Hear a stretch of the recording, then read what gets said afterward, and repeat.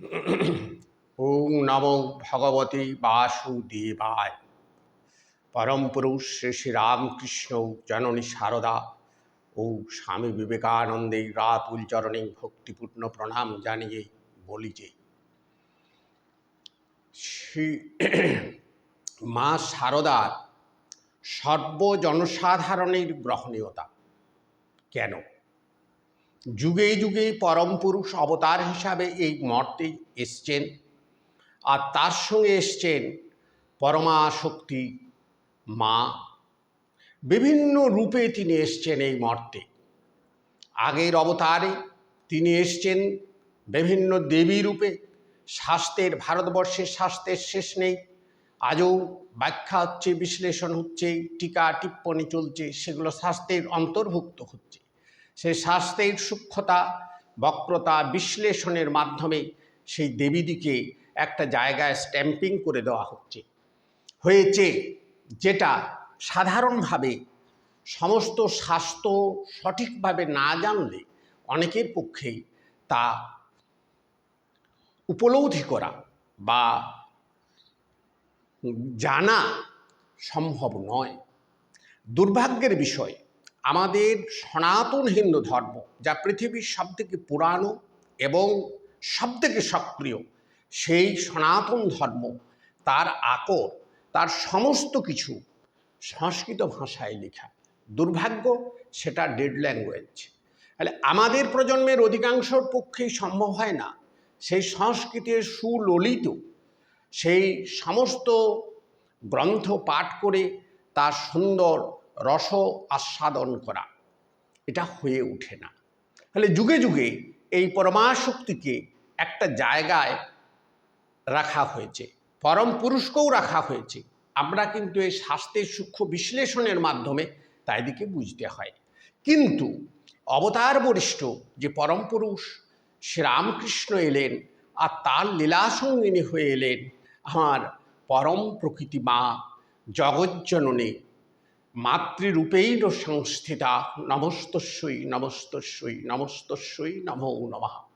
সেই মা এলেন। মা এলেন কোথায়? না, মাটির ঘরে। একবারে জয়রামবাটির মাটিতে তিনি বেড়ে উঠলেন। কারুর শারদা, কারুর সারু, কারুর দিদি, কারুর পিসি, এই রূপে চিহ্নিত হলেন। বিবাহের পরে শ্বশুর বাড়িতে কারুর পুত্রবধূ, কারুর কাকিমা, আবার কারুর স্ত্রী।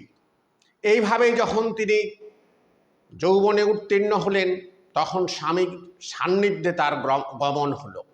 প্রথম যে কথাটা, ফার্স্ট, তাদের নিভৃতে যে দুজনের কথা, সেটা জনসাধারণের জানার কথা নয়, কিন্তু বিশেষ সৌভাগ্যবশতভাবে আমরা জানছি। ঠাকুর মাকে জিজ্ঞাসা করছেন, কি গো, তুমি কি আমাকে সংসারের পথে টেনে নিতে এসছো?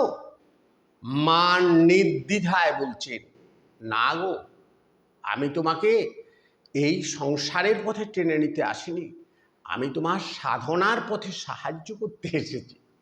এই যে স্বামী স্ত্রীর নিভৃতে এই যে কথা, এই কথা কত সাধারণ, কত একবারে মাটির সঙ্গে যুক্ত। আজকেও আমাদের মধ্যে এই কথার রসাস্বাদন ঠিক ঠিক মতো হলে, তাহলে আমাদের এই বর্তমান যুগে যে দাম্পত্য কলহ, এই হানাহানি, কাটাকাটি, এই বিভিন্ন ধরনের জিনিস আমরা যে শুনি, এই জিনিসগুলো তৈরি হচ্ছে এই বিশ্বাসের থেকে।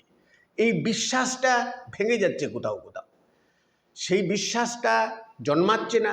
এই মায়ের সঠিক কথাটা সহজ সরলভাবে সমস্ত জায়গায় যতটা পৌঁছানোর কথা ছিল ততটা পৌঁছাচ্ছে না। এটাও কি সেই সূক্ষ্মতা, সেই বক্রতার, সেই বিশ্লেষণের মাধ্যমে একটু কোনো স্ট্যাম্পিং হয়ে যাচ্ছে? এটা কোনো মড়কে বেঁধে দেওয়া হচ্ছে না, তা করাটা ঠিক নয়।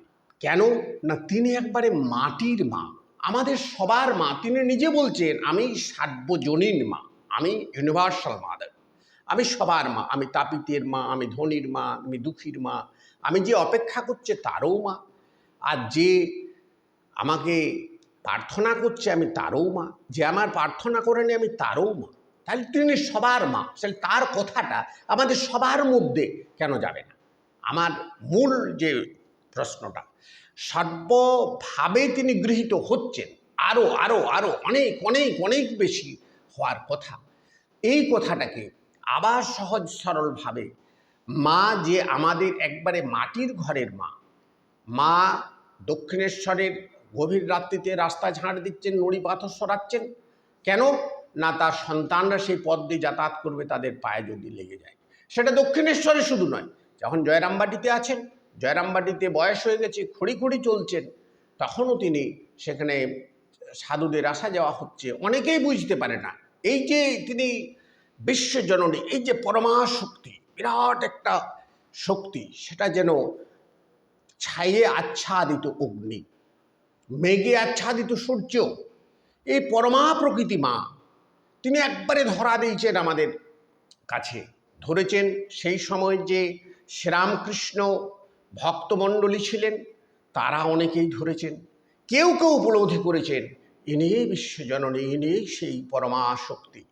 কেউ কেউ তাকে জয়ন্ত দুর্গা বলেছেন, তাকে পূজা করেছেন, গিরিশ ঘোষ তাকে পূজা করছে, স্বামীজি তাকে বলছেন যে জয়ন্ত দুর্গা, জ্যান্ত দুর্গা এসছেন, আর আমার অন্য কিছুর দরকার নেই, মায়ের পূজা হবে।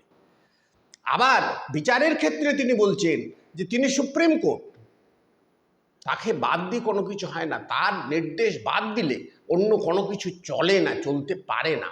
এই যে একটা বিশাল, এই যে একটা বিরাট, এইটাই হচ্ছে মা। এই মায়ের গ্রহণীয়তার জন্যে আরও আমাদের সহজ সরল, যেমনটি মা ছিলেন, যেমনটি বাবা ছিলেন, সেই সহজ সরলভাবে আবার এটাকে প্রচার, এবং মানুষের অধিকাংশ সহজ সরল মানুষ যাদের মা তিনি, তারাও অনেক সময় মাকে ঠিক ঠিক বুঝতে পারছেন না। এটাই আমার দুঃখের ব্যাপার, এখানটাই আমার দুঃখ। এই দুঃখটা কাটতে গেলে আবার সহজ সরল পথে এই চেষ্টাটা করতে হবে। তারা কিন্তু অনেক এই শাস্ত্রের জটিলতা বুঝে না, সংস্কৃতও বুঝে না, শ্লোক বুঝে না, ইংরেজি তো বুঝেই না, এমনও অনেক মানুষ আছে। তাদের দিকে এটা বুঝতে হবে, যারা নিজেদিকে মনে করে যে আমরা এটা যোগ্য নই, এইসব জানতে আমাদের কি অধিকার আছে? না, সবার অধিকার আছে, সবার অধিকার থাকবে। এইটাই হচ্ছে মায়ের আসল কথা, বাবার আসল কথা।